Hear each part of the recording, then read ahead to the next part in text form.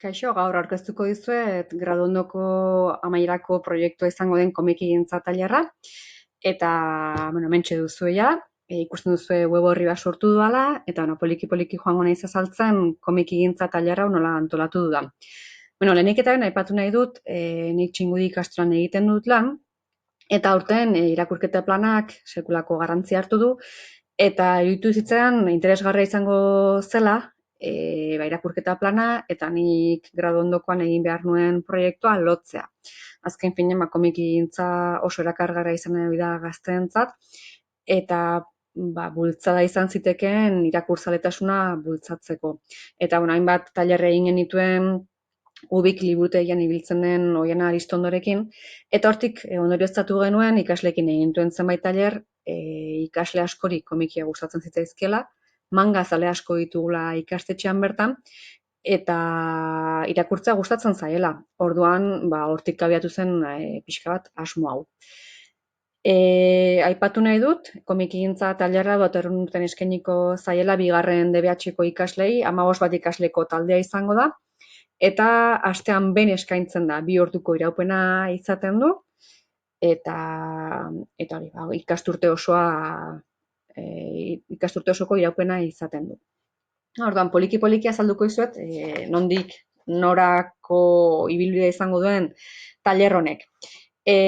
Bestalde aipatu nahi dut, guraso elkarteak diru bat eman digula, komikiak erosteko, komiki liburuak erosteko, nik 50 bat liburuko proposamena egin dut, eta hasiera batean behintzat erosiko dituzte. Orduan, kontuan hartu behar dugu 50 komiki liburu berri izango ditugula ikastetxean, eta horri gehitzen badiogu, lehenengo DBH-en dauden ikasle guztiek Irungo liburutegiko txartela dutela, mailegutzak ere aukera emango digu komiki kopuru hori handitzeko. Iaz hasi ginen txangoa egiten Irungo liburutegira, eta ziurtatu genuen ikasle guztiek txartela egin zutela. Orduan, horrek ere laguntzen digu, mailegutza zerbitzu horrek komiki gehiago edukitzen. Eta, hasi egingo naiz poliki-poliki azaltzen nolakoa izango den tailer honen proposamena. Hemen ikusten duzuen moduan, web orri bat egin dut. Web orri hau izango da euskarria, bai niretzat eta bai ikasleentzat ere. Ni nahiko nukena da, 2 ordu horietako lehenengo saioa edo eskaini gai teorikoago, edo behintzat komikigintzaren oinarria ezagutzeari. Eta hor ikusten duzuen moduan, gradu ondokoan bertan landu ditugun zenbait arlo jarri ditut web orrian bertan. Historia, arkitektura, ikuspegi feminista, 3 horiek izango lirateke gradu ondokoan bertan landu ditugunak. Egokitu egin ditut han jasotako eduki guztiak, eta horiek nahiko nituzke lehenengo saio edo lehenengo zati horretan landu. Oso modu praktikoan, Eta gero, bigarren ordua irakurketari eskaini nahiko nioke, baina hori gero azalduko dut. Hemen aipatu dituan alor horiek 3 hilekotan landuko dira, eta hasiko naiz arkitekturarekin eta ikuspegi feministarekin. Iruditzen zaizkidalako oinarriak gero beste zenbait jardura egiteko. Orduan, hasiko naiz lehenik eta lehenengo 3 hilekoan arkitekturarekin. Horren aurretik, komentatu nahi dizuet, horri nagusian edo hemen aipatzen da bai helburuak eta metodologia. Helburu nagusia da irakurketara hurbiltzea ikasleak. Esan dugu, lehenengo DBH-en daudenak orain, gero bigarren DBH-en egongo direnak, badutela zaletasuna behintzat, eta abiapuntua ona da. Aurre iritziak ere baztertu nahiko genituzke, nahiko ezagutzea arkitektura zen komikiena, tira fanzinak ezberdintzea, eta hor jarri dizkiegu helburu batzuk, haue guztia, lehenengo egunean azalduko egin dizkieke. Eta gero metodologiaretik aipatu dut, modu praktikoan egin nahiko nukela, jolasen bidez, formularioaren bidez, aurkezpenen bidez, hori izango litzateke txangoak ere egin nahiko nituzke bai komikigunera, Intxaurrondoko kulturetxera, zenbait tailer egiten dituztelako, horixe izango da pixka lan egiteko modua. Eta lehenengo egunean bertan, Kahoot txapelketa proposatuko diet, zergatik? Seguraski ez dute jakingo erantzuten galdera gehienak, baina Kahoot honetan laburtzen da ikasturte osoan zehar ikusiko duguna. Orduan, lehenengo egunean bertan ikusiko dute ibilbidea zen izango den, nondik abiatuko garen eta nora iritsiko garen. Eta hori izango da abia puntua. Orduan, esan bezala, lehenengo hiruhilekoan arkitektura eta ikuspegi feministarekin hasiko gara. Arkitekturan, lehenik eta behin nik azalduko dizkiet arkitekturaletik komiki dauzkaten elementu horiek diapositiba prestatu dut. Lehenik eta behin, oso, oinarrizko informazioa jarri diet, adibide pila bat jarri dizkiet, eta adibideak hor pantailan edukitzeaz aparte, graduondokoan bertan landu genituen zenbait bineta eta plastifikatu egin ditut, asko plastifikatu ditut, eta esku hartan izango dituzte manipulatzeko beraiek. Beraz, teorian lantzen duguna, praktikan ikusi ahal izango dute, bai fisikoki, bai komiketan, liburutan, eta nik nahita ekarritako plastifikatutako hauetan. Bai. Hemen bertan gero jarri dizkiet argiago edukitzeko, ez dira loturak, bisolago edukitzeko jarri dizkiet, landu ditugun eta landuko ditugun elementu horiek. Eta bukatzeko, txapelketa batzuk proposatuko dizkiet, poliki-poliki joango gara hauek egiten, teoria landu ahala, egun batean bat, hurrengo astean bestea. Google formulario bat egin dut, hau dira guk egindako galdetegia pixkat egokitu ditut, laburtu ditut, adinera ere egokitu ditut, izateko erakargarriago eta Google formulario simplea jarri diet. Eta gero, geniali hauek jarri dizkiet, batez ere bigarrena komiki tematikan dago oinarrituta. Zertarako egin ditu galetegi hauek? Alde batetik kompetentzia digitala lantzeko, ikusi dezaten genialiak eta aurkezpena zertarako erabili daitezken, eta bestetik ikusteko ea barneratu dituzten guk arkitektura landu ditugun elementu horiek. Orduan, adibidez erakutsiko dizuet, hau komiki tematika duen galdetegia da, gustatu zitzaidan genialik ematen zuen proposamen hau, eta hemen arkitekturari buruzko galderak izango dituzte. Hemen poliki-poliki superbotereak eskuratzen joan behar dute. Galdera zuzen bakoitzeko superbotere bat lortuko lukete.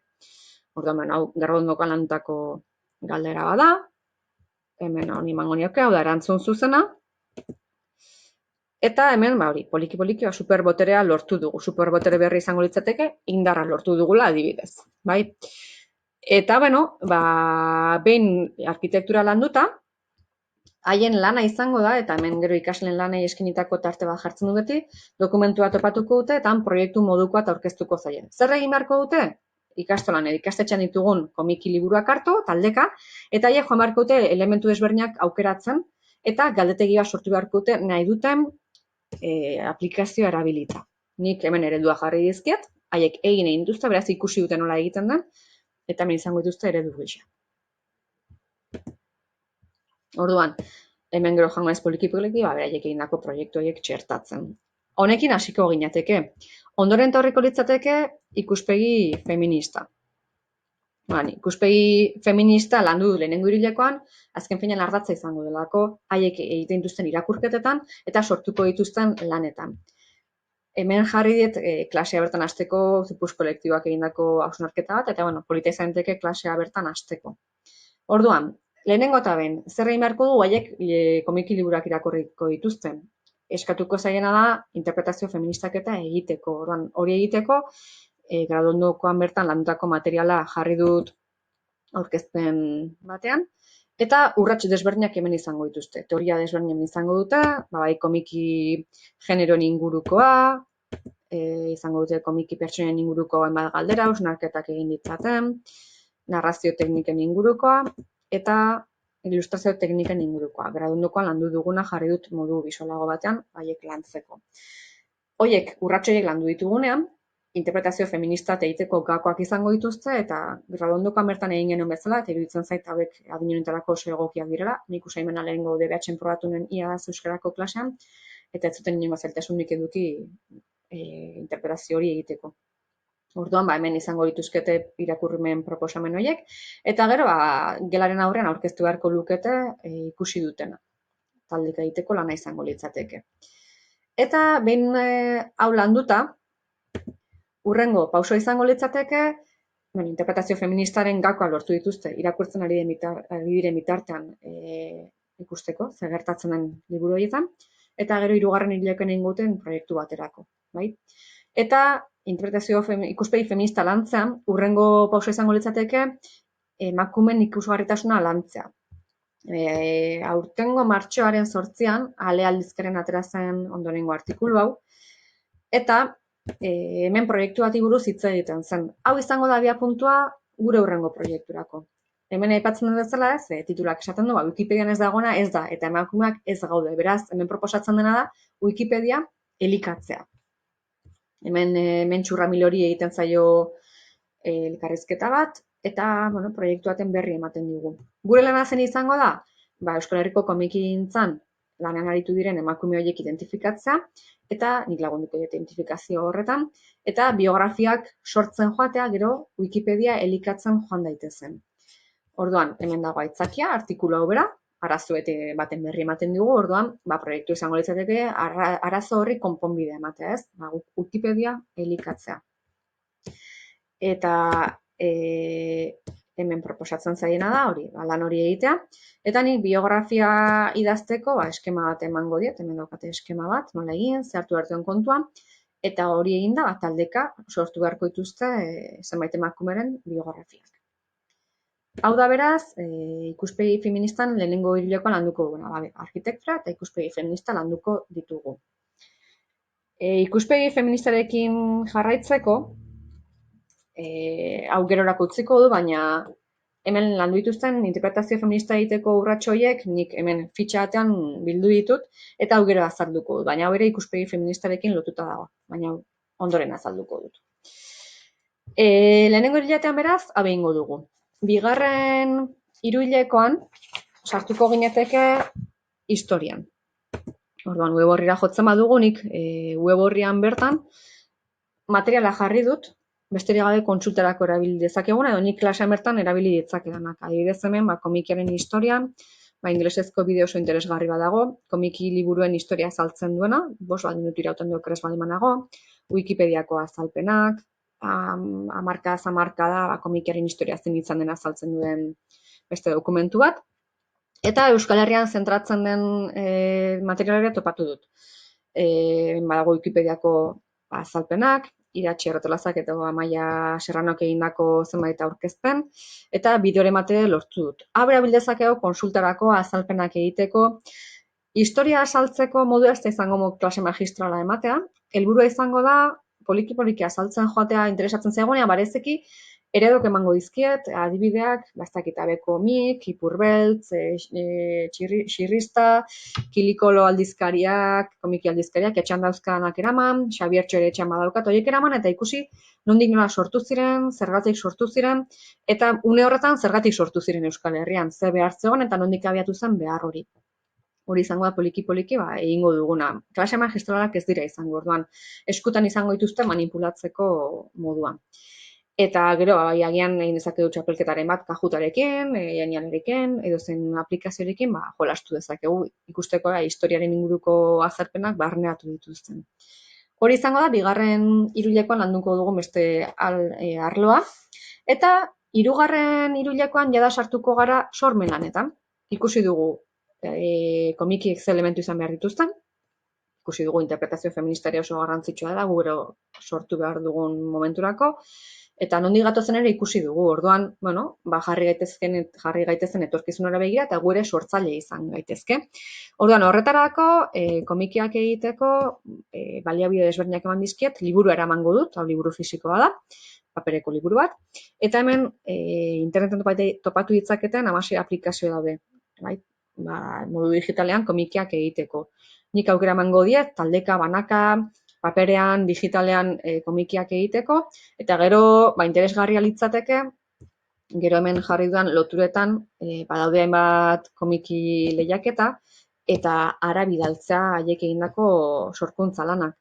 Orduan, hori izango litzateke pixka begiratzea, ze epe dauden, noizko egin behar den, ze baldintza bete behar dituzten, eta, aben aprobetxatuta sortu dituztela, guztion artean, gero, aztertuko genituzke haiek egindako lanak, eta ikusiko dugua, interpretazio feminista landutako hainbat urrats, gako kontuan hartu dituzten, arkitekturako elementuak ere barneatu dituzten, sartu dituzten, erabili dituzten, ze zailtasun izaten dituzten, eta denon artean pixka komentatu haiek egindako lana, modu konstruktibo batean, kritikak, denon artean baloratzea egin dugun guzti hori. Hori beraz, hirugarren hiruhilekoan landuko genukena. Eta gero hemen, poliki-poliki ekarniko nuke Euskal Herriko komikintzan lanan aritu den jendea ekarniko nuke ikastetxera. aspiek hartza luxo litzateke, da gurtzen bilate, ikusiko dugu zein ekar ditzakegun edo zein ekartzeko aukera izango dugun, egoerare berezia baita COVID-aren ondorioz, eta poliki hemen joango gineteke egindako masterclass horiek zientzilikatzen. Eta litzateke beraz, gure 2 orduetako lehenengo saioari eskainiko genizkioken atalak. Zein da bigarren atala? Irakurketa. Esan dugu, hainbat komiki liburu izango ditugula datorren ikasturtean ikastetxean. Nire helburua da, 3 pare bat liburu, 3 bat liburu gutxienez irakurtzea. Minimoa hori izango da, hortik aurrera librea izango da. Lehen ez dut esan, baina gure liburutegian egingo da seguraski tailer hau. Ez gara egongo ohiko klase batean, mailak aulkia dituen ohiko klase batean, egongo gara giro goxoan, sekulako argitasuna duen espazio batean, sofak daude, paleak, lurra, sekulako lehioa dauzkate, eta helburua da horre egitea klaseak. Zuzendaritzak onartu du, beraz, egongo gara gu aparte. Eta zer egingo dugu? Irakurketari eskaini tarte hori. Baina, irakurtzen duten liburu bakoitzarekin nik jardura bat eskatuko diete egiteko. Bai? Nik kutxa batean, hemen daukadan kutxa honetan, hainbat fitxa sartu ditut, hainbat koloretako fitxa daudela, eta irakurtzen duten komiki bakoitzeko horlako fitxa bat landu beharko dute. Izan daiteke, berak irakurri duen komikiari bineta bat gaitzea. Izan daiteke gustatu ez zaion bineta baten inguruko kritika egitea. Izan daiteke idazleari eskutitz bat idaztea. Bai, jardura desberdinak egon daitezke. Jardura bekartu ditu pixka bat, lehen urtean Koldo Mitxelena institutuan egon nintzen, eta gaztererako mintegikoek horrelako proposamen bat egin zuten, eta oso interesgarri egin zen. Eta nik pixkat egokitu dut, eta horten gradu ondoan handutako hainbat elementu sartu ditut. Orduan, horrelako hori, plastifikatutako, kolore ezberdinetako jardurak topatuko dituzte. Bai? Ze gertatuko da? Hemen edukiko dugu erregistro bat, egingo dugu ikastolan dauzkagun liburu ezberdinen erregistro bat, drive dokumentu bat, hor zerrenda egingo dugu, eta liburu bakoitzak edukiko bere erregistro hilara, bai, Excel moduko bat izango da, eta hor jarri beharko du bakoitzak ze liburu irakurri duen eta ze jardura kolore egin dion. Eta orduan egingo duguna da, karpetatxoa sortuko dugu, liburu bakoitzarekin egin diren jardura desberdinekin. Hau da, nik irakurtzen baldin badut Santa Familia, ikasle desberdinek agian jardura hori egin diot Santa Familia komiki liburuari, edo agian egin diot jardura lila, ikuspegi feminista lantzen duen jardura lila egin dut, edo agian egin dut youtuber bat izango naiz, eta YouTube bideo bat sortuko dut, Santa Familia liburuaren inguruan. Orduan, poliki-poliki, liburu bakoitzak, komiki liburu bakoitzak, jardura sorta bat edukiko du. Eta guzti horiek enkuadernatu ditzakegu, edo sarean zintzilikatu ditzakegu, gero kurtso bukerako proiektu gisa edo produktu gisa erakusteko. Eta hori izango litzateke, gutxi gora bera, tailer honetan egingo duguna. 15 ikasleko taldea izango dut, eta beraz, bada kopuru politia lan egiteko, eta ikusiko dugu ze jarrerakin etortzen diren, motibatuta etortzen diren, COVID-ak ere duzten digun hau dena normaltasunez aurrera eramaten, eta horixe, ilusio handiz nagoela proiektua egiteko, eta gradu ondokoak sekulako tresnak eman dizkit hau guztia aurrera eramateko. Eta horixe, espero dut gustatzea, eta izango dugu elkarren berri. Aio.